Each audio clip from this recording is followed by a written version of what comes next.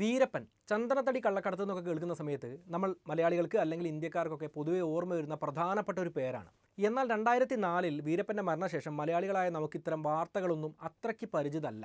വീരപ്പൻ്റെ സംഘത്തിലുണ്ടായിരുന്നവരിൽ പലരും ഇപ്പോഴും രക്തചന്ദനക്കടത്തിൽ വളരെ ആക്റ്റീവാണ് എന്നതാണ് സത്യമായിട്ടുള്ള ഒരു കാര്യം. ആന്ധ്രയിലെ രാഷ്ട്രീയത്തെ പോലും നിയന്ത്രിക്കുന്ന രീതിയിൽ വളരെ ശക്തമാണ് ഇപ്പോഴും രക്തചന്ദന കള്ളക്കടത്ത് സംഘം. അത് മാത്രമല്ല, വിദേശത്തിരുന്ന് ഇന്ത്യൻ കാടുകളിലെ ചന്ദനത്തടി വെട്ടിയെടുത്ത് കടൽ കടത്താൻ ഈ സംഘത്തലവന്മാർക്ക് ഒരു പ്രയാസവുമില്ല. ഒരുപക്ഷെ മലയാളികളായ നമ്മളെല്ലാവരും ഈ അടുത്ത് ഈ ചന്ദനത്തടി കള്ളക്കടത്തിനെ കുറിച്ചൊക്കെ ചർച്ച ചെയ്യുന്നത് പുഷ്പ സിനിമയ്ക്ക് ശേഷമായിരിക്കും. അതിൽ രക്തചന്ദനം കടത്തുന്ന ഒരു കഥാപാത്രമായിട്ടാണ് നായകനെ അവതരിപ്പിക്കുന്നതെന്ന കാര്യം നമുക്ക് എല്ലാവർക്കും അറിയാം. പുഷ്പ സിനിമയുടെ വിജയത്തോടെ പലരും ആ സിനിമയെ അനുകരിച്ച് ഇത്തരത്തിൽ ചന്ദനം കടത്താനുള്ള ശ്രമമൊക്കെ നടത്തുകയും പിടിക്കപ്പെടുകയൊക്കെ ചെയ്തിട്ടുണ്ട്. അതിൻ്റെ വാർത്തകളാണ് നിങ്ങൾ സ്ക്രീനിൽ കാണുന്നത്. എന്നാൽ പുഷ്പ സിനിമയ്ക്ക് മുൻപും ആന്ധ്രാക്കാർക്ക് ചന്ദന കള്ളക്കടത്ത് എന്ന് പറയുന്നത് ഒരു നിത്യസംഭവമാണ്. അതുകൊണ്ടാണ് പുഷ്പ പോലുള്ള സിനിമകൾ തെലുങ്ക് സിനിമ ഇൻഡസ്ട്രിയിൽ തന്നെ നിർമ്മിക്കപ്പെടുന്നത്. അപ്പോഴും നമ്മൾ മലയാളികൾ ചിന്തിക്കാത്ത ഒരു ചോദ്യമുണ്ട്. എന്താണ് രക്തചന്ദനത്തിന് സാധാരണ ചന്ദനത്തേക്കാൾ ഇത്രയ്ക്ക് ഡിമാൻഡ്? എന്തുകൊണ്ടാണ് ഇന്ത്യയിൽ ഈ ചന്ദന കള്ളക്കടത്ത് നടക്കുന്നത്? ഇതിലെ അന്താരാഷ്ട്ര ബന്ധമുള്ള കണ്ണികൾ ആരൊക്കെയാണ്, അല്ലെങ്കിൽ ഏതൊക്കെയാണ്? അതേക്കുറിച്ചെല്ലാമാണ് ഇന്നത്തെ നമ്മുടെ വീഡിയോ. ഒരുപാട് സമയമെടുത്ത് കിട്ടുന്ന പരമാവധി വിവരങ്ങൾ ശേഖരിച്ച് കൃത്യമായിട്ടുള്ള റെഫറൻസുകൾ സഹിതമാണ് ഇന്ന് ഈ വീഡിയോ പറയുന്നത്. പ്രോത്സാഹനമായിട്ടൊരു ലൈക്കും വീഡിയോ കണ്ട ശേഷം അഭിപ്രായവും പറഞ്ഞാൽ വളരെ സന്തോഷം. നമുക്ക് നേരെ വീഡിയോയിലേക്ക് പോവാം. 2015 തുടക്കത്തിൽ ഇന്ത്യയിൽ നിന്ന് കടത്താൻ ശ്രമിച്ച ടൺ കണക്കിന് രക്തചന്ദനത്തിൻ്റെ തടികൾ ആന്ധ്ര പോലീസ് പിടികൂടിയിരുന്നു. കിട്ടുന്ന വിവരങ്ങൾ പ്രകാരം ഈ ചന്ദന തടികളൊക്കെ ആദ്യം ആന്ധ്രാപ്രദേശിൽ നിന്ന് ദുബായിലേക്കും അവിടെ നിന്ന് പാകിസ്ഥാനിലേക്കും പിന്നീട് പാകിസ്ഥാനിൽ നിന്ന് ചൈനയിലേക്കുമാണ് പോകുന്നത്. മറ്റൊരു റൂട്ട് എന്ന് പറയുന്നത് വെസ്റ്റ് ബംഗാളിൽ നിന്ന് ബംഗ്ലാദേശ് വഴി ബർമയിലേക്കും അവിടെ നിന്ന് ചൈനയിലേക്കുമുള്ള റൂട്ടാണ്. ചൈനയിലേക്ക് മാത്രമല്ല, ജപ്പാൻ, സിംഗപ്പൂർ, ഓസ്ട്രേലിയ എന്നിവിടങ്ങളിലേക്കും ഇന്ത്യയിൽ നിന്ന് രക്തചന്ദനത്തിൻ്റെ തടികൾ കള്ളക്കടത്തിലൂടെ കയറ്റുമതി ചെയ്യുന്നുണ്ട്. 2013 മാത്രമായി 2000ഓളം ടൺ രക്തചന്ദന തടികളാണ് കള്ളക്കടത്തുകാർ കടത്തിയത്. 2014 ഒരു വാർത്ത പുറത്തു വന്നിരുന്നു. ചന്ദനക്കടത്തുമായി ബന്ധപ്പെട്ട് ആന്ധ്ര പോലീസ് 3 കള്ളക്കടത്തുകാരെ വധിക്കുകയും 3000ഓളം പേരെ അറസ്റ്റ് ചെയ്യുകയും ചെയ്ത വാർത്ത. 3000 പേരടങ്ങുന്ന വലിയ സംഘം എന്ന് പറയുമ്പോൾ എത്ര വലുതായിരിക്കും എന്ന് നമ്മൾ പ്രത്യേകമായിട്ട് ചിന്തിക്കേണ്ടതാണ്. എന്നാൽ ഇവിടെ ചെറിയൊരു പ്രശ്നമുണ്ട്. ഈ പിടിക്കപ്പെട്ടവരും കൊല്ലപ്പെട്ടവരുമെല്ലാം തമിഴ്നാട്ടിൽ നിന്ന് വരുന്ന ആദിവാസി വിഭാഗത്തിൽപ്പെട്ട ജനങ്ങളായിരുന്നു. ആന്ധ്ര പോലീസിൻ്റെ ഈ നടപടിക്കെതിരെ അന്ന് വലിയ പ്രതിഷേധങ്ങളുണ്ടായി. അങ്ങനെ ഇരിക്കുമ്പോഴാണ് ഈ രക്തചന്ദന കള്ളക്കടത്ത് റാക്കറ്റിൻ്റെ ഉന്നത ബന്ധങ്ങളെക്കുറിച്ച് ആന്ധ്ര പോലീസിന് ചില വിവരങ്ങൾ ലഭിക്കുന്നത്. ഈ കേസ് അന്വേഷണത്തിലൂടെ പുറത്തു വന്നത് ദുബായ് കേന്ദ്രീകരിച്ച് ഇന്ത്യയിൽ നിന്ന് രക്തചന്ദനം കടത്തുന്ന വലിയ സംഘത്തിൻ്റെ വിവരങ്ങളാണ്. ആ കൗതുകമുണർത്തുന്ന കാര്യങ്ങൾ നമുക്ക് വിശദമായിട്ട് പറയാം. അതിനു മുന്നേ ഈ കള്ളക്കടത്തും മോശം രീതിയിലും ഒന്നുമല്ലാതെ നല്ല രീതിയിൽ നമുക്ക് ജീവിതത്തിൽ രക്ഷപ്പെടാമെന്നും പണമുണ്ടാക്കാൻ സാധിക്കുമെന്നും ഓരോരുത്തരും തിരിച്ചറിയേണ്ടതുണ്ട്. അതിൻ്റെ ആദ്യ പടി എന്ന് പറയുന്നത് കഴിവ് വർദ്ധിപ്പിച്ച് വരുമാനം കൂട്ടുക എന്നതൊക്കെയാണ്. വരുമാനം കൂടിക്കഴിഞ്ഞാൽ പിന്നെ നിക്ഷേപമൊക്കെ നടത്തി പണം ഉണ്ടാക്കാൻ നമുക്ക് സാധിക്കും. അത് നമ്മളെ സമ്പന്നനാക്കുകയും ചെയ്യും. കാലത്തിനനുസരിച്ച് മാറിയിട്ടില്ല എങ്കിലോ ഉള്ള ജോലി കൂടെ പോകാൻ സാധ്യതയുണ്ട്. ജോലിക്കാരെ പിരിച്ചു വിട്ടുകൊണ്ടിരിക്കുന്നൊരു കാലമാണ്. അപ്പോൾ ഇപ്പോഴത്തെ കാലത്ത് നമ്മൾ AI നന്നായിട്ട് ഉപയോഗിക്കാൻ പഠിക്കണം. അത്തരത്തിൽ ChatGPT അടക്കമുള്ള 20ലധികം AI ടൂളുകൾ 3 മണിക്കൂർ കൊണ്ട് സൗജന്യമായിട്ട് പഠിക്കാൻ താല്പര്യമുള്ളവരുണ്ടെങ്കിൽ എൻ്റെ കമൻറ്റിൽ കൊടുത്ത ലിങ്ക് ഒന്ന് നോക്കിക്കോളൂ. ശരിക്കും ഇത് പെയ്ഡ് ട്രെയിനിങ് ആണ്. ആദ്യം ചേരുന്ന 1500 പേർക്ക് മാത്രമായിരിക്കും ഫ്രീ ആയിട്ട് കിട്ടുക. ട്രെയിനിങ് കംപ്ലീറ്റ് ചെയ്യുന്നവർക്ക് പിന്നെ പണമടച്ച് പഠിക്കേണ്ട കാര്യങ്ങൾക്ക് വേണ്ടി 5000 രൂപ മൂല്യമുള്ള ബോണസും കിട്ടുന്നതാണ്. എൻ്റെ തംബ്നെയിൽ തന്നെ നോക്കൂ, AI വെച്ചുണ്ടാക്കുന്നതാണ്. ഇനി ടെക്ക് തന്നെ ആവണമെന്നൊന്നുമില്ല. മാർക്കറ്റിംഗ്, ഓപ്പറേഷൻ, സെയിൽസ്, നിങ്ങൾ ഏത് മേഖലയിൽ ജോലി ചെയ്യുന്നവരാണെങ്കിലും ജോലി അന്വേഷിക്കുന്നവരാണെങ്കിലും ബിസിനസ് ചെയ്യുന്നവരാണെങ്കിലും ഇത് ഉപകാരപ്പെടാൻ സാധ്യത ഏറെയാണ്. ഓർക്കുക, ആദ്യം 1500 പേർക്ക് മാത്രമാണ് ട്രെയിനിങ് സൗജന്യമായിട്ടുള്ളത്. ലിങ്ക് കമൻറ്റിലുണ്ട്, പെട്ടെന്ന് തന്നെ നോക്കിക്കോളൂ. നമ്മളെന്തായാലും വിഷയത്തിലേക്ക് തിരിച്ചു വന്നാൽ 2016 2023 ഇടയിൽ ഏകദേശം 20,000ഓളം ടൺ വരുന്ന ചന്ദനത്തടികൾ ഇന്ത്യയിൽ നിന്ന് കടത്തിയതായിട്ട് റിപ്പോർട്ട് പുറത്തു വന്നിരുന്നു. വെറും 6-7 വർഷത്തിനുള്ളിൽ 20,000ഓളം ടൺ എന്ന് പറഞ്ഞാൽ 5000ഓളം ആനകളുടെ ഭാരത്തിന് സമാനമാണ്. ഒരു ടൺ രക്തചന്ദനത്തിന് അന്താരാഷ്ട്ര മാർക്കറ്റിൽ 1.5 കോടി രൂപയാണ് വില. അങ്ങനെ നോക്കിക്കഴിഞ്ഞാൽ 20,000 ടണ്ണിൻ്റെ വില ഒന്ന് ആലോചിച്ച് നോക്കൂ. ഏതാണ്ട് 30,000 കോടി രൂപയിലധികമാണ്. അതിൻ്റെ തന്നെ 53% തടികളും പോയത് ചൈനയിലേക്കാണ്. ഇന്ത്യയിൽ നിന്ന് കടത്തിക്കൊണ്ടുപോകുന്ന ചന്ദനത്തടികളുടെ ഏറ്റവും വലിയ ആവശ്യക്കാരുള്ളത് ചൈനയിൽ തന്നെയാണ്. അത് പ്രധാനമായിട്ടും സംഗീതോപകരണങ്ങളും ഫർണിച്ചറുകളും ഒക്കെ നിർമ്മിക്കാൻ വേണ്ടിയിട്ടാണ്. 2016 രക്തചന്ദനത്തിൻ്റെ തടി കൊണ്ട് നിർമ്മിച്ച ആഡംബരമായിട്ടുള്ള ഒരു ഫോൾഡിംഗ് സ്ക്രീന് $23 മില്യൺ ചൈനയിലെ നാൻജിങ് നഗരത്തിൽ വിറ്റുപോയത്. എന്താണ് രക്തചന്ദനത്തിൻ്റെ തടിക്ക് ഇത്രയും വലിയ ഡിമാൻഡ്? അതിൻ്റെ പ്രധാന കാരണം അത് ഇന്ത്യയിൽ മാത്രമേ വളരുന്നുള്ളൂ എന്നതുകൊണ്ട് തന്നെയാണ്. വളരെ റെയറായിട്ടുള്ള വസ്തുക്കൾക്ക് ആവശ്യക്കാർ കൂടുതലാണെങ്കിൽ അതുപോലെ തന്നെ അതിൻ്റെ വിലയും കൂടുതലായിരിക്കും. രക്തചന്ദനത്തിൻ്റെ കാര്യത്തിലും ഇതിങ്ങനെയാണ് സംഭവിക്കുന്നത്. ഇത് പ്രധാനമായിട്ടും ആന്ധ്രാപ്രദേശിലെ ശേഷാചലം എന്നറിയപ്പെടുന്ന മലനിരകൾക്കിടയിൽ സ്ഥിതി ചെയ്യുന്ന നെല്ലൂർ, കുർണൂൽ, ചിറ്റൂർ, കുടപ്പ എന്നീ ജില്ലകളിലാണ് കൂടുതലായിട്ടും വളരുന്നത്. ഏതാണ്ട് 5000 സ്ക്വയർ കിലോമീറ്റർ എന്ന് പറയുന്ന അത്രയും സ്ഥലത്ത് മാത്രമാണ് പ്രധാനമായിട്ടും രക്തചന്ദനത്തടികൾ കാണപ്പെടുന്നത്. തമിഴ്നാട്ടിലും കർണാടകയിലും തെലങ്കാനയിലും കേരളത്തിലുമൊക്കെ ചെറിയ തോതിൽ ഇത് കാണപ്പെടുന്നുണ്ടെങ്കിലും രക്തചന്ദനത്തിൻ്റെ 90% കണ്ടുവരുന്നത് ആന്ധ്രയിലാണ്. പിന്നെ രക്തചന്ദനം വളർന്ന് തടിയാവാൻ ഏകദേശം 25-40 വർഷം വേണ്ടിവരും. അങ്ങനെയുള്ള സമയത്ത് മാത്രമേ അത് മുറിക്കാൻ പറ്റൂ. അതുകൊണ്ട് തന്നെ ഈ തടികൾ ഒരു നിശ്ചിത സമയത്ത് വളരെ കുറച്ച് മാത്രമേ ലഭ്യമാവുന്നുള്ളൂ. അതുമാത്രമല്ല, ഇപ്പോൾ മുന്നത്തെക്കാളും രക്തചന്ദനത്തിൻ്റെ മരങ്ങളുടെ എണ്ണത്തിൽ 50 മുതൽ 80% വരെ കുറവ് നേരിടുന്നുണ്ട്. അതിനൊരു പ്രധാന കാരണം എന്ന് പറയുന്നത് ഈ കള്ളക്കടത്ത് സംഘങ്ങൾ തന്നെയാണ്. സാധാരണ ചന്ദനത്തിൻ്റെ തടി പോലെയല്ല രക്തചന്ദനം എന്ന് പറയുന്നത്. രക്തചന്ദനത്തിൻ്റെ തടിക്ക് അത്രത്തോളം സുഗന്ധം ഉണ്ടാവില്ല. പക്ഷേ പലതരത്തിലുള്ള മരുന്നുകളും, ഉദാഹരണത്തിന് ഗ്യാസ്ട്രിക് ഡിസോർഡേഴ്സ്, ഡയബറ്റിക്സ് തുടങ്ങിയവയ്ക്ക് മരുന്നായിട്ട് ഉപയോഗിക്കാൻ സാധിക്കുമെന്ന് പറയപ്പെടുന്നുണ്ട്. അതുപോലെ രക്തചന്ദനത്തിലുള്ള സാൻഡലിൻ എന്ന പദാർത്ഥം ഫുഡ് കളേഴ്സ്, ടെക്സ്റ്റൈൽ വ്യവസായം, കോസ്മെറ്റിക്സ് എന്നിവയിലൊക്കെ ഉപയോഗിക്കുന്നുണ്ട്. പ്രധാനമായിട്ടും നമ്മൾ നോക്കിയാൽ ജപ്പാൻ, ചൈന പോലുള്ള രാജ്യങ്ങളിൽ വിലപിടിപ്പുള്ള സംഗീതോപകരണങ്ങൾ നിർമ്മിക്കാനും ഫർണിച്ചർ നിർമ്മിക്കാനും ഒക്കെയാണ് കൂടുതലായിട്ടും ഇത് ഉപയോഗിക്കുന്നത്. ചൈനയിൽ നോക്കിയാൽ റെഡ് സാൻഡൽവുഡ് മ്യൂസിയം വരെയുണ്ട്. നിലവിൽ നമ്മൾ നോക്കിക്കഴിഞ്ഞാൽ വംശനാശ ഭീഷണി നേരിടുന്ന സസ്യമായിട്ടാണ് ഇതിനെ കണക്കാക്കുന്നത്. സൈറ്റ്സ്, അതായത് convention on international trade in endangered species എന്ന എഗ്രിമെൻ്റ് പ്രകാരം ഇതിൻ്റെ വിൽപ്പന നിരോധിച്ചിട്ടുണ്ട്. സർക്കാരുകൾക്ക് സൈറ്റ്സിൻ്റെ അനുമതി വാങ്ങി ചെറിയ തോതിൽ അത് കയറ്റുമതി ചെയ്യാനോ വിൽപ്പന നടത്താനോ ഒക്കെ സാധിക്കും എന്നല്ലാതെ വലിയ രീതിയിൽ ഇതിൻ്റെ വ്യാപാരം സാധ്യമല്ല. അങ്ങനെ വല്ലപ്പോഴും നടക്കുന്ന വിൽപ്പന കാരണം തന്നെ ഇതിൻ്റെ ഡിമാൻഡ് മീറ്റ് ചെയ്യാനുള്ള സപ്ലൈ ഉണ്ടാവുന്നില്ല. അതുമാത്രമല്ല, ഇത് കൃഷി ചെയ്യുന്ന കർഷകർക്ക് അത്രത്തോളം പണവും ലഭിക്കുന്നില്ല. കൂടാതെ ഇത് വിൽക്കാനുള്ള ലൈസൻസ് കിട്ടാനും വലിയ ബുദ്ധിമുട്ടാണ്. അതുകൊണ്ട് തന്നെ രക്തചന്ദന കർഷകർ ഇത് കള്ളക്കടത്തുകാർക്ക് പലപ്പോഴും വിൽക്കുന്നുണ്ട്. അവിടെ ആകുമ്പോൾ യാതൊരുവിധ നിയമ നടപടികളും ഇല്ല, നിയമപ്രശ്നങ്ങളില്ല, പേപ്പർ വർക്കുകളില്ല, ഒന്നും തന്നെ ഇല്ല, സർക്കാരിൻ്റെ ഇടപെടലും ഇല്ല. അങ്ങനെയാവുമ്പോൾ കർഷകർക്ക് കൂടുതൽ പണം ലഭിക്കുന്നതാണ്. എന്താണെങ്കിലും ഇത്തരത്തിൽ ചന്ദനത്തടികൾ വെട്ടാൻ കൂടുതലായിട്ട് തിരഞ്ഞെടുക്കുന്നത് ആദിവാസി സമൂഹത്തിലുള്ളവരെയാണ്. 2018 റിപ്പോർട്ട് നമ്മൾ നോക്കുകയാണെങ്കിൽ വെറും $7, അതായത് തുച്ഛമായ 400-500 രൂപയ്ക്കാണ് ഓരോ തൊഴിലാളികളും ഈ മരം വെട്ടാൻ വേണ്ടിയിട്ട് പണം മേടിച്ചുകൊണ്ടിരിക്കുന്നത്. അതായത് അവർ അന്നത്തെ ദിവസത്തിനുള്ള അന്നത്തിന് വേണ്ടിയായിരിക്കും ഈ കാര്യങ്ങളെല്ലാം ചെയ്യുന്നത്. അല്ലാതെ വലിയ രീതിയിലുള്ള കള്ളക്കടത്തുകാരായിട്ട് ആ പാവപ്പെട്ട ജനങ്ങളെ കണക്കാക്കാൻ പറ്റുമോ എന്നത് രണ്ടാമത്തെ ഒരു വിഷയം തന്നെയാണ്. എന്തായാലും ഈ പാവങ്ങളെ പിടികൂടുന്നു എന്നതല്ലാതെ ഇവർക്ക് പിന്നിലുള്ള പ്രമുഖരെ ഒരിക്കലും പിടികൂടാനോ ശിക്ഷിക്കാനോ നമ്മുടെ നിയമ സംവിധാനങ്ങൾക്ക് കഴിഞ്ഞിട്ടില്ല എന്നത് പ്രത്യേകമായിട്ട് ശ്രദ്ധിക്കേണ്ട ഒരു കാര്യമാണ്. ഇടയ്ക്കും തലയ്ക്കും ഓരോരുത്തരെ പിടിക്കുന്നുണ്ട് എന്നത് സത്യം തന്നെയാണ്. എങ്കിലും പ്രധാനികളെ പിടിക്കാൻ ഇപ്പോഴും ഇന്ത്യക്ക് സാധിച്ചിട്ടില്ല. എന്താണെങ്കിലും ഇൻ്റർനാഷണൽ സ്മഗ്ലേഴ്സിൻ്റെ നിർദ്ദേശമനുസരിച്ച് ഇന്ത്യയിലുള്ള ഏതെങ്കിലും ലോക്കൽ ഇടനിലക്കാരൻ മരങ്ങൾ മുറിക്കാൻ തൊഴിലാളികളെ ഏർപ്പാടാക്കുകയാണ് ചെയ്യുന്നത്. പാവപ്പെട്ട ആദിവാസി തൊഴിലാളികളുടെ ദാരിദ്ര്യം മുതലാക്കി അവർ ഏതെങ്കിലും സുരക്ഷിതമായ സ്ഥലത്ത് ഇരുന്നുകൊണ്ട് കള്ളക്കടത്ത് നടത്തിക്കൊണ്ടിരിക്കുകയാണ്. ആന്ധ്രയിലെ ലോക്കലായ തൊഴിലാളികളെ ഉപയോഗിക്കാതെ തമിഴ്നാട്ടിൽ നിന്നുള്ള തൊഴിലാളികളെയാണ് കൂടുതലായും ഇത്തരം തൊഴിലിന് ഉപയോഗിക്കുന്നത്. 2004 വീരപ്പനെ വധിച്ചതിന് ശേഷം അയാൾക്ക് വേണ്ടി ഇത്തരം കള്ളക്കടത്ത് ജോലികൾ ചെയ്യുന്നവർക്ക് വരുമാനമില്ലാതായി മാറുകയാണ്. അവരെ ആന്ധ്രയിലെ രക്തചന്ദന കള്ളക്കടത്ത് സംഘം ചെറിയ കൂലി കൊടുത്ത് വിലക്കെടുക്കുകയാണ് ഉണ്ടായത്.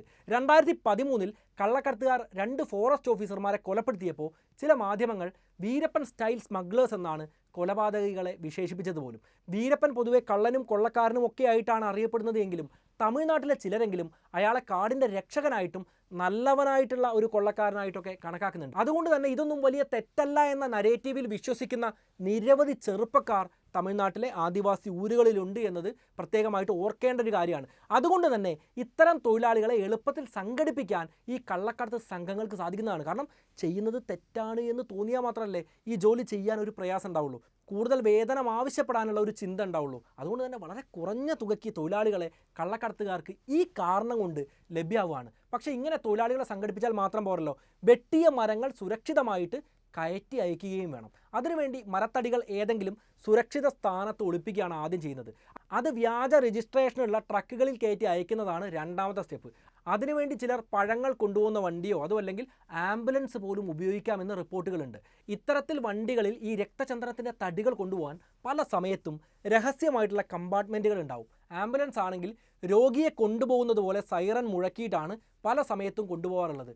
ആരും ഇത് പരിശോധിക്കാൻ സാധ്യതയില്ല എന്ന കോൺഫിഡൻസ് കൊണ്ടാണ് പലപ്പോഴും ഇങ്ങനെ ചെയ്യാറുള്ളത്. ഈ സംഘത്തിൽ ഉൾപ്പെടുന്ന ഡ്രൈവർമാർക്കോ മരം മുറിക്കുന്ന തൊഴിലാളികൾക്കോ തങ്ങൾ ആർക്ക് വേണ്ടിയാണ് യഥാർത്ഥത്തിൽ ജോലിയെടുക്കുന്നത് എന്ന കാര്യം പോലും അറിയില്ല. അതുകൊണ്ട് തന്നെ അവരെ പിടിച്ചാലും ഉന്നതരെ പിടിക്കാൻ പല സമയത്തും പറ്റാറില്ല. ചെന്നൈ, ഡൽഹി പോലുള്ള നഗരങ്ങളിൽ ഇരുന്നുകൊണ്ട് ഇടനിലക്കാരായ ആളുകൾ ഈ തടികൾ ചൈനയിലേക്കും ജപ്പാനിലേക്കും ഒക്കെ കയറ്റി അയക്കാനുള്ള നടപടികളാണ് എടുക്കുന്നത്. അതിനുവേണ്ടി രാഷ്ട്രീയക്കാരുമായിട്ടും ഉന്നത ഉദ്യോഗസ്ഥരുമായിട്ടും അവർ ബന്ധങ്ങൾ ഉണ്ടാക്കുമെന്നും ആരോപണങ്ങളുണ്ട്. ഇനി ഞാൻ നേരത്തെ പറഞ്ഞ 2015 കള്ളക്കടത്തിൻ്റെ അന്വേഷണത്തിലേക്ക് വരാം. ഈ കള്ളക്കടത്തിനെക്കുറിച്ച് പോലീസിന് ഒരു സുപ്രധാന വിവരം ആദ്യം ലഭിക്കുകയാണ്. ഇത്തരത്തിലെ കള്ളക്കടത്ത് കേസുമായി ബന്ധപ്പെട്ട തമിഴ്നാട്ടിൽ നിന്നും ആന്ധ്രാപ്രദേശിൽ നിന്നുമുള്ള 100ഓളം ആളുകൾ ഇന്ത്യയിൽ നിന്നും UAE യാത്ര ചെയ്യുന്നുണ്ട് എന്ന വിവരമാണ് പോലീസിന് ലഭിച്ചത്. എന്തിനാണ് പെട്ടെന്ന് ഈ കള്ളക്കടത്തുമായിട്ട് ബന്ധപ്പെട്ട ആളുകളെല്ലാം ഇന്ത്യയിൽ നിന്ന് UAE പോകുന്നത്? അപ്പോൾ പോലീസിന് മനസ്സിലാക്കാൻ പറ്റിയത് അവരുടെ ബോസിൻ്റെ, അതായത് അവരുടെ കള്ളക്കടത്ത് ഗ്യാങ്ങിൻ്റെ തലവൻ്റെ മകളുടെ വിവാഹത്തിന് പങ്കെടുക്കാനാണത്രേ ഇവരെല്ലാവരും കൂടെ ഒന്നിച്ചു പോകുന്നത്. അന്വേഷണം ചെന്നൈ സ്വദേശിയായ ദുബൈയിൽ സ്ഥിര താമസക്കാരനായ ഷാഹുൽ ഹമീദ് എന്ന വ്യക്തിയിലേക്ക് നീളുകയാണ്. അയാളുടെ മകളുടെ വിവാഹത്തിന് വേണ്ടിയിട്ടായിരുന്നു ഇവരെല്ലാവരും UAE പോയത്. ആരാണ് ഷാഹുൽ ഹമീദ്? അയാൾ 2004 ഈ ചന്ദനക്കടത്ത് കേസിൽ ചെന്നൈ പോലീസിൻ്റെ പിടിയിലായിട്ടുണ്ട്. അന്ന് അയാൾ സിംഗപ്പൂർ പൗരനായിരുന്നു. അവിടെ നിന്ന് ജാമ്യം കിട്ടി പിന്നീട് തൻ്റെ ബിസിനസ് മുഴുവൻ ദുബൈയിലേക്ക് മാറ്റുകയായിരുന്നു. ഇന്ത്യൻ ഏജൻസികൾ ഹമീദിനെ വിട്ടു നൽകാൻ UAE സർക്കാരിനോട് ആവശ്യപ്പെട്ടിട്ടുണ്ട് എങ്കിലും അവർ അതിന് തയ്യാറായിരുന്നില്ല. പിന്നീട് ഇയാളുമായിട്ട് ബന്ധപ്പെട്ട ഒരു കേസ് വരുന്നത് 2011 ആ വർഷം directorate of revenue intelligence Kochi Vallarpadam international container transhipment ടെർമിനലിൽ നിന്നുള്ള ഒരു കണ്ടെയ്നറിൽ 13.5 ടൺ ചന്ദനം കണ്ടെത്തിയിരുന്നു. അതേ തുടർന്ന് അതുമായി ബന്ധപ്പെട്ട 3 പ്രതികൾ അറസ്റ്റിലാവുന്നുമുണ്ട്. അവരുടെ അറസ്റ്റ് ദുബായ് കേന്ദ്രമാക്കി പ്രവർത്തിക്കുന്ന വലിയൊരു ചന്ദന കള്ളക്കടത്ത് സംഘം അല്ലെങ്കിൽ കള്ളക്കടത്ത് മാഫിയയിലേക്ക് ഉദ്യോഗസ്ഥരെ എത്തുകയാണ്. അങ്ങനെയാണ് ചെന്നൈ സ്വദേശിയായ ഷാഹുൽ ഹമീദിലേക്കും തലശ്ശേരി സ്വദേശിയായ ഷെഫീഖിലേക്കും ഈ അന്വേഷണം നീളുന്നത്. ബിസിനസ്സുകാരനായ ഷെഫീഖ് ഈ കള്ളക്കടത്തിൽ ഹമീദിൻ്റെ വലങ്കയ്യാണെന്ന് പറയപ്പെടുന്നുണ്ട്. കൂടാതെ ഹമീദിനെ ആന്ധ്ര ചന്ദന കള്ളക്കടത്തുമായി മാഫിയയുടെ തലവനായി കണക്കാക്കാവുന്ന തെളിവുകൾ പോലീസിന് അന്ന് തന്നെ ലഭിക്കുകയാണ്. ഷാഹുൽ ഹമീദിന് ഇന്ത്യയിലെ തന്നെ ഏറ്റവും വലിയ പിടികിട്ടാ പുള്ളികളിൽ ഒരാളായ ചന്ദനക്കടത്തുകാരൻ ഗാംഗി റെഡ്ഡിയുമായുള്ള ബിസിനസ് ബന്ധങ്ങളും അന്ന് പുറത്തു വന്നു. ഈ ഗാംഗി റെഡ്ഡി എന്ന് പറയുന്ന ആളെ 2015 ശ്രീലങ്കയിലേക്ക് രക്ഷപ്പെടാനുള്ള ശ്രമത്തിനിടെ ഇന്റർപോൾ മൗറീഷ്യസിൽ വെച്ച് അറസ്റ്റ് ചെയ്തിരുന്നു. 2003 ആന്ധ്ര മുഖ്യമന്ത്രി എൻ ചന്ദ്രബാബു നായിഡുവിനെ ആക്രമിക്കാൻ ശ്രമിച്ച കേസിലെ മുഖ്യ പ്രതിയായിരുന്നു ഇയാൾ. ആ ആക്രമണത്തിൽ നിന്ന് നായിഡുവും കേസിൽ നിന്ന് റെഡ്ഡിയും രക്ഷപ്പെട്ടിരുന്നു. പക്ഷേ 2014 TDP അധികാരത്തിലേറിയ കാര്യം നമുക്കറിയാം. ചന്ദ്രബാബു നായിഡു മുഖ്യമന്ത്രിയുമായി. അപ്പോൾ വീണ്ടും ഈ കേസിൽ തുടരന്വേഷണം വരികയാണ്. ഈ കേസിൽ നിന്നും രക്ഷപ്പെടാൻ ദുബായ്, മലേഷ്യ, സിംഗപ്പൂർ എന്നീ രാജ്യങ്ങളിലേക്കെല്ലാം പോകാൻ വേണ്ടി ഇദ്ദേഹം ശ്രമിച്ചിരുന്നു. പക്ഷേ മൗറീഷ്യസിലേക്കാണ് റെഡ്ഡി പോകുന്നത്. ആ സമയത്താണ് വ്യാജ പാസ്പോർട്ടുമായിട്ട് ഇന്റർപോളിൻ്റെ കയ്യിൽ അകപ്പെടുന്നത്. 2014 ശേഷം ഗാംഗി റെഡ്ഡിയെ പിടികൂടിയതിൽ രാഷ്ട്രീയ പക കൂടെ ഒരു കാരണമായിരിക്കാം. എന്നാൽ ആന്ധ്രയിൽ ചന്ദനക്കടത്ത് നടത്തുന്ന ഗാംഗി റെഡ്ഡിയെ പോലുള്ള ഡോണുകൾ മാത്രമല്ല എന്ന കാര്യം നമ്മൾ തിരിച്ചറിയേണ്ടതുണ്ട്. രാഷ്ട്രീയക്കാരും പോലീസുകാരും ഒക്കെ അടങ്ങുന്ന അല്ലെങ്കിൽ അവരെല്ലാം ചേർന്ന് കിടക്കുന്ന ഒരു വലിയ ശൃംഖലയായിട്ടാണ് ഈ കാര്യങ്ങളെല്ലാം പ്രവർത്തിക്കുന്നത്. ശരിക്കും വീരപ്പൻ്റെയൊക്കെ കാര്യത്തിൽ സംഭവിച്ചതുപോലെ കാക്കിയിട്ടവനെ തൊട്ടത് മുതലാണ് ഗാംഗി റെഡ്ഡിക്കെതിരെയുള്ള നീക്കങ്ങളെല്ലാം തുടങ്ങുന്നത്. 2013 നമ്മൾ നോക്കുകയാണെങ്കിൽ ഡിസംബർ മാസത്തിൽ കള്ളക്കടത്തുകാർ 2 ഫോറസ്റ്റ് ഓഫീസർമാരെ വധിച്ചിരുന്നു. ആന്ധ്രയിലെ രായലസീമ എന്ന പ്രദേശത്തുള്ള ശേഷാചലം കാടുകളിലാണ് ഈ ഓഫീസർമാർ കൊല്ലപ്പെട്ടത്. ശേഷാചലം ഞാൻ നേരത്തെ പറഞ്ഞതാണ്, രക്തചന്ദന മരങ്ങൾ പ്രധാനമായിട്ടും വളരുന്ന ഒരു സ്ഥലവുമാണ്. എന്തായാലും നമ്മൾ രക്തചന്ദന കള്ളക്കടത്തിനെ കുറിച്ചാണല്ലോ പറഞ്ഞുകൊണ്ടിരിക്കുന്നത്. ഈ സമയത്ത് ജൂനിയർ വീരപ്പൻ എന്ന് വിളിക്കപ്പെട്ട ഗാംഗി റെഡ്ഡിയെക്കുറിച്ച് കൂടുതൽ പറയാതെ പോകുന്നത് ശരിയല്ല. അതുകൊണ്ട് അയാളെക്കുറിച്ച് കൂടുതൽ കാര്യങ്ങൾ നമ്മളൊന്ന് മനസ്സിലാക്കണം. ആന്ധ്രയിലെ രായലസീമ എന്ന പ്രദേശത്തെ കടപ്പ എന്ന ഗ്രാമത്തിലാണ് ഗാംഗി റെഡ്ഡി ജനിച്ചത്. French National Centre for Scientific റിസർച്ചിലെ ഗവേഷകനായ ഡേവിഡ് പിച്ചറിറ്റ് തയ്യാറാക്കിയ സൗത്ത് ഇന്ത്യയിലെ തന്നെ രക്തചന്ദന കള്ളക്കടത്ത് മാഫികളെ കുറിച്ചുള്ള റിസർച്ച് പേപ്പർ വായിക്കാനിടയായി. അതിൽ ഗാംഗി റെഡ്ഡിയുടെ ഭൂതകാലത്തെക്കുറിച്ചും അയാൾക്ക് രാഷ്ട്രീയത്തിലുള്ള സ്വാധീനത്തെക്കുറിച്ചുമെല്ലാം വിശദമായിട്ട് തന്നെ പറയുന്നുണ്ട്. താല്പര്യമുള്ളവർക്ക് വായിച്ചു നോക്കാവുന്നതാണ്. എന്താണെങ്കിലും ഗാംഗി റെഡ്ഡിയുടെ മുഴുവൻ പേര് കൊല്ലം ഗാംഗി റെഡ്ഡി എന്നാണ്. KGR എന്നാണ് അയാൾ അറിയപ്പെടുന്നത്. 1987 പഞ്ചായത്ത് ഇലക്ഷനിടെ അയാളുടെ സഹോദരൻ സ്ഥാനാർത്ഥിയൊക്കെ ആയ സമയത്ത് ഉണ്ടായിരുന്ന അക്രമ സംഭവങ്ങളുമായി ബന്ധപ്പെട്ടത് മുതലാണ് ഗാംഗി റെഡ്ഡിയുടെ ക്രിമിനൽ പശ്ചാത്തലം തുടങ്ങുന്നത് എന്ന് വേണമെങ്കിൽ നമുക്ക് പറയാം. പിന്നീട് വീട്ടിൽ ബോംബ് നിർമ്മിക്കുക, വ്യവസായിയെ കൊല്ലാൻ നോക്കുക, നിയമവിരുദ്ധമായിട്ട് മദ്യം വിൽക്കുക തുടങ്ങിയ കേസുകൾ ഇയാൾക്കെതിരെ ഉണ്ടായിട്ടുണ്ട്. പിന്നീട് നാടെല്ലാം വിട്ട് നക്സലൈറ്റ് ഗറില്ല ഗ്യാങ്ങുകളുമായിട്ട് ചേർന്ന് കാട്ടിലായിരുന്നു ഇയാളുടെ താമസം. അതിനിടെയാണ് ഇയാൾ കള്ളക്കടത്തിലേക്കെല്ലാം തിരിയുന്നത്. ആ സമയത്ത് ഷാഹുൽ ഹമീദുമായിട്ട് കൂട്ടുകൂടുകയാണ്. ഞാൻ നേരത്തെ പറഞ്ഞതുപോലെ ഷാഹുൽ ഹമീദ് ഈ രംഗത്തെ ഗാംഗി റെഡ്ഡി പോലുള്ളവരുടെ ഒരു ഇൻ്റർനാഷണൽ ബോസ് ആണെന്ന് വേണമെങ്കിൽ നമുക്ക് പറയാവുന്നതാണ്. 2003 ആന്ധ്ര മുഖ്യമന്ത്രിയായിരുന്ന ചന്ദ്രബാബു നായിഡുവിനെതിരെ നടത്തിയ ആക്രമണത്തിലാണ് ഗാംഗി റെഡ്ഡി നാഷണൽ ലെവലിലേക്കെല്ലാം കുപ്രസിദ്ധനാവാൻ തുടങ്ങിയത്. ആ ആക്രമണം ഫണ്ട് ചെയ്തത് ഈ ചന്ദന കള്ളക്കടത്തുകാരായിരുന്നു എന്നും ആരോപണങ്ങൾ നിലനിൽക്കുന്നുണ്ട്. അതിനുശേഷം രാഷ്ട്രീയ ആക്രമണങ്ങളിൽ നിന്നും സാമ്പത്തിക തിരിമറികളിലേക്ക് ഗാംഗി ചുവടുവെച്ചു എന്ന് തന്നെ പറയാം. ചന്ദനക്കടത്ത് ബിസിനസ്സിലേക്ക് കൂടുതലായിട്ടും ഇയാൾ കടക്കുകയാണ്. ഈ ബിസിനസ് കൊണ്ട് അയാൾ കോടികൾ സമ്പാദിക്കുകയാണ്. 2005-2009 സമയത്ത് YS രാജശേഖര റെഡ്ഡി മുഖ്യമന്ത്രിയായിരുന്ന സമയത്ത് മങ്കംപേട്ടയിലെ ക്വാറിയുടെ ഉടമസ്ഥനായിട്ട് ഗാംഗി റെഡ്ഡി മാറുകയാണ്. ആ സമയത്ത് YSRനെതിരെ ക്വാറികളുടെ ലൈസൻസിംഗ് പോലുള്ള പ്രവർത്തനങ്ങളുമായി ബന്ധപ്പെട്ട തിരിമറികൾ നടന്നതായിട്ടും വലിയ ആരോപണങ്ങൾ ഉണ്ടായിരുന്നു. മറ്റൊരു അത്ഭുതപ്പെടുത്തുന്ന കാര്യം, YS രാജശേഖര റെഡ്ഡി, ജഗൻമോഹൻ റെഡ്ഡി, കിരൺകുമാർ റെഡ്ഡി തുടങ്ങിയ രാഷ്ട്രീയക്കാരും ഗാംഗി റെഡ്ഡി പോലുള്ള കള്ളക്കടത്ത് ഡോണുകളും അടങ്ങുന്ന റെഡ്ഡി വിഭാഗമാണ് ആന്ധ്രയിലെ രക്തചന്ദന കള്ളക്കടത്ത് കൈയടക്കി വെച്ചിരിക്കുന്നത് എന്നാണ് ഞാൻ മുകളിൽ പറഞ്ഞ French National Centre of Scientific റിസർച്ചിലെ ഗവേഷകനായ ഡേവിഡ് പിച്ചറിറ്റ് എഴുതിയ റിസർച്ച് പേപ്പറിൽ പറയുന്നത്. 2014 ആന്ധ്രാപ്രദേശ് സംസ്ഥാന ഇലക്ഷൻ സമയത്ത് മുഖ്യമന്ത്രി സ്ഥാനാർത്ഥിയും ഗാംഗി റെഡ്ഡിയുടെ രാഷ്ട്രീയ എതിരാളിയുമായ ചന്ദ്രബാബു നായിഡു ഗാംഗി റെഡ്ഡിയെ ജൂനിയർ വീരപ്പൻ എന്നാണ് വിശേഷിപ്പിച്ചിരുന്നത്. അതിനുശേഷമാണ് ആന്ധ്രയിലെ ഞാൻ നേരത്തെ പറഞ്ഞ കള്ളക്കടത്ത് പിടിക്കപ്പെടുന്നതും റെഡ്ഡി മൗറീഷ്യസിലേക്ക് കടന്നു കളയാൻ ഒരു ശ്രമം നടത്തിയതും. അതിൻ്റെ ഭാഗമായി നടന്ന അന്വേഷണത്തിൽ 2 മുതിർന്ന പോലീസ് ഉദ്യോഗസ്ഥർ ഈ കള്ളക്കടത്തുകാരുടെ കയ്യിൽ നിന്ന് പണം വാങ്ങി എന്ന കാരണത്താൽ നടപടി നേരിടുകയും ചെയ്തിരുന്നു. അതായത് പോലീസിൻ്റെയും രാഷ്ട്രീയക്കാരുടെയും ഒത്താശയോട് കൂടിയിട്ടാണ് ഇത്തരം കള്ളക്കടത്തുകൾ നടക്കുന്നത് എന്ന കാര്യം സംശയിക്കേണ്ടിയിരിക്കുന്നു. ഇനി EDയുടെ ഇൻവെസ്റ്റിഗേഷൻ റിപ്പോർട്ട് നമ്മളൊന്ന് പരിശോധിച്ചാൽ ഷാഹുൽ ഹമീദ് ഈ രംഗത്ത് ഗാംഗി റെഡ്ഡിയേക്കാൾ വലിയ മീനാണ്. കുറച്ച് ആദിവാസി തൊഴിലാളികളും അല്പം കൂടെ കടന്ന് ഗാംഗി റെഡ്ഡി പോലുള്ള ചെറിയ മീനുകളുമൊക്കെ പിടിക്കപ്പെടുന്നുണ്ട് എങ്കിലും അവരുടെ എല്ലാം നേതാവായ ഷാഹുൽ ഹമീദിനെ പോലുള്ള ആളുകളെ കുടുക്കാൻ ഇപ്പോഴും ഇന്ത്യൻ ഏജൻസികൾക്ക് കഴിയുന്നില്ല. അവർ ദുബായ് പോലുള്ള നഗരങ്ങളിൽ സുരക്ഷിതമായിരുന്ന് ഇപ്പോഴും തങ്ങളുടെ കച്ചവടം തുടർന്നുകൊണ്ടേയിരിക്കുകയാണ്.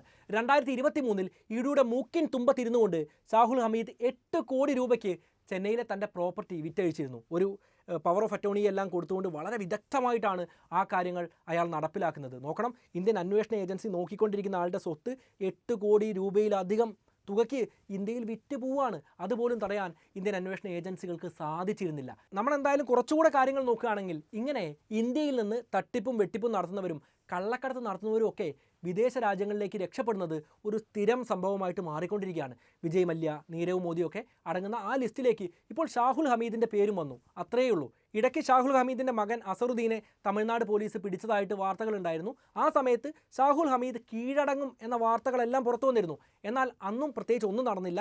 പിന്നീടുള്ള വാർത്തകൾ നമ്മൾ നോക്കുകയാണെങ്കിൽ പിന്നീട് മകൻ അറസ്റ്റിലായി എന്ന വാർത്തകളുണ്ട്. അതിനുശേഷവും ഷാഹുൽ ഹമീദിനെ പിടിച്ചതായിട്ടുള്ള വാർത്തകൾ ഒന്നും തന്നെയില്ല. പലപ്പോഴും വിദേശ നിയമത്തിലെ ആനുകൂല്യങ്ങൾ കൊണ്ടാണ് ഇത്തരം ആളുകളെ ഇന്ത്യയിലേക്ക് എത്തിക്കാനും അന്വേഷണം നടത്താനും ശിക്ഷ നടപ്പിലാക്കാനും ഒന്നും നമുക്ക് സാധിക്കാതെ പോകുന്നത്. ഷാഹുൽ ഹമീദിനെ വിട്ടുതരാൻ ഇന്ത്യ UAEയോട് ആവശ്യപ്പെട്ടിരുന്നു. എന്നാൽ അയാൾ അവരുടെ രാജ്യത്ത് കുറ്റമൊന്നും ചെയ്തിട്ടില്ല എന്ന ന്യായമായിരുന്നു UAE ഇതേക്കുറിച്ച് പറഞ്ഞത്. എന്താണെങ്കിലും കഴിഞ്ഞ വർഷങ്ങളിലായിട്ട് ഇന്ത്യൻ സർക്കാർ സ്വർണത്തിൻ്റെ ഡ്യൂട്ടി കുറച്ചതുപോലെ രക്തചന്ദനത്തിൻ്റെ തടികൾ വംശനാശം വരാതെ സംരക്ഷിക്കാനും അത് സാധാരണ പോലെ വിൽക്കാനും അനുവദിച്ചാൽ ചിലപ്പോൾ ഈ കള്ളക്കടത്തിന് കുറവുണ്ടായേക്കാം. ലോകവിപണിയിൽ വലിയ മാർക്കറ്റുള്ള, പ്രകൃതി നമ്മുടെ മണ്ണിൽ മാത്രം വിള നൽകുന്ന അത്ഭുതമായിട്ടുള്ള ഈ ഒരു സസ്യത്തെ അല്ലെങ്കിൽ ഈ ഒരു മരത്തെ രാജ്യത്തിൻ്റെ ഗുണത്തിന് വേണ്ടി ഉപയോഗിക്കാൻ നമുക്ക് സാധിച്ചാൽ വലിയ ഉപയോഗമായിരിക്കുമെന്ന കാര്യം തർക്കമില്ലാത്തതാണ്. എന്താണെങ്കിലും 25-40 വർഷത്തോളം എടുക്കും ഈ മരം മെച്ചുവേർഡായിട്ട് മുറിക്കാൻ പറ്റുന്ന രീതിയിൽ അവൈലബിൾ ആവാൻ. ആന്ധ്രാപ്രദേശിലെ ചില സ്ഥലങ്ങളിൽ മാത്രമാണ് ഇത് കൃഷി ചെയ്യാനോ അല്ലെങ്കിൽ ഇതിന് വളരാൻ പറ്റുന്ന രീതിയിലുള്ള മണ്ണ് പോലും ഉള്ളത്. പിന്നെ നമ്മൾ നോക്കുകയാണെങ്കിൽ നമ്മൾ കേൾക്കുന്ന ചില പേരുകളുണ്ട്. ഇന്ത്യയിലുള്ള ഗാംഗി റെഡ്ഡി പോലുള്ള പേരുകൾ, കുറച്ച് ആദിവാസി സമൂഹത്തിലുള്ള 3000-ഓളം തൊഴിലാളികളുടെ പേരുകൾ, അല്ലെങ്കിൽ ഷാഹുൽ ഹമീദിൻ്റെ പേരുകൾ, ഒരുപക്ഷെ നമ്മളൊന്നും കേൾക്കാത്ത പേരുകളായിരിക്കാം ഇവരുടെ എല്ലാം മുകളിലുള്ളത്. പക്ഷേ ഇന്ത്യൻ സിസ്റ്റവും പലപ്പോഴും രാഷ്ട്രീയക്കാരും പോലീസുകാരും എല്ലാം ചേരുന്ന ഒരു റാക്കറ്റാണ് ഇതിന് പിന്നിലെന്ന് വലിയ ആരോപണങ്ങളുണ്ട്. അപ്പോൾ പൂർണ്ണമായിട്ടുള്ള വിവരങ്ങൾ പുറത്തു വരാൻ അല്പം പ്രയാസം തന്നെയായിരിക്കും. എന്താണെങ്കിലും ഈ വിഷയത്തെക്കുറിച്ചുള്ള നിങ്ങളുടെ അഭിപ്രായങ്ങൾ നിർബന്ധമായിട്ടും നിങ്ങൾ കമൻറ്റിൽ എഴുതണം. ഇന്ത്യയിലൊരു പ്രദേശത്ത് മാത്രം നടക്കുന്ന ലോകവിപണിയിൽ വലിയ മാർക്കറ്റുള്ള രക്തചന്ദനത്തെക്കുറിച്ച് പറഞ്ഞതായതുകൊണ്ട് തന്നെ ഇതേക്കുറിച്ചുള്ള വാർത്തകളെല്ലാം വളരെ പരിമിതമാണ്. അപ്പോൾ പരിമിതമായ അറിവിൽ നിന്ന് പരമാവധി കാര്യങ്ങൾ നിങ്ങളെ അറിയിക്കാനാണ് ഇന്ന് ശ്രമിച്ചിട്ടുള്ളത്. ഈ വീഡിയോ നിങ്ങൾക്ക് ഇഷ്ടമായെങ്കിൽ തീർച്ചയായിട്ടും ലൈക്ക് ചെയ്യൂ. കൂട്ടുകാർക്ക് വേണ്ടി വീഡിയോ ഒന്ന് ഷെയർ ചെയ്ത് കൊടുക്കൂ. വീഡിയോയെക്കുറിച്ചുള്ള അഭിപ്രായങ്ങൾ എന്ത് തന്നെയായാലും കമൻറ്റിൽ എഴുതാൻ മറക്കരുത്. പിന്നെ ഞാൻ വീഡിയോയുടെ തുടക്കത്തിൽ പറഞ്ഞതുപോലെ നല്ല രീതിയിൽ നമുക്ക് പണം ഉണ്ടാക്കണമെങ്കിൽ ആദ്യത്തെ സ്റ്റെപ്പ് എന്ന് പറയുന്നത് കാലത്തിനനുസരിച്ച് മാറാൻ തയ്യാറാവുക എന്നുള്ളതാണ്. AI പോലുള്ള കാര്യങ്ങളെ പഠിക്കാനും അറിയാനും അത് ജീവിതത്തിൽ പ്രയോജനപ്പെടുത്താനും പണമാക്കി മാറ്റാനും നമുക്ക് സാധിക്കണം. ഇപ്പോൾ നല്ലൊരു അവസരമാണ് വന്നിട്ടുള്ളത്. ഞാൻ കമൻറ്റിൽ കൊടുത്ത ലിങ്ക് വഴി ജോയിൻ ചെയ്യുന്ന ആദ്യത്തെ 1500 പേർക്ക് 3 hour hands on AI training സൗജന്യമായിട്ട് പഠിക്കാവുന്നതാണ്. അവരുടെ വാട്സപ്പ് ഗ്രൂപ്പിൻ്റെ ലിങ്ക് ഞാൻ കൊടുത്തിട്ടുണ്ട്. പുതിയ അപ്ഡേറ്റുകൾ കൃത്യമായിട്ട് ആ ഗ്രൂപ്പിൽ വരുന്നതാണ്. അപ്പോൾ നിങ്ങൾക്ക് താല്പര്യമുണ്ടെങ്കിൽ ആ ഗ്രൂപ്പിലും ജോയിൻ ചെയ്യാവുന്നതാണ്. നമുക്കെന്തായാലും മറ്റൊരു നല്ല വിഷയവുമായിട്ട് വീണ്ടും കണ്ടുമുട്ടാം. It's me Anurag signing off.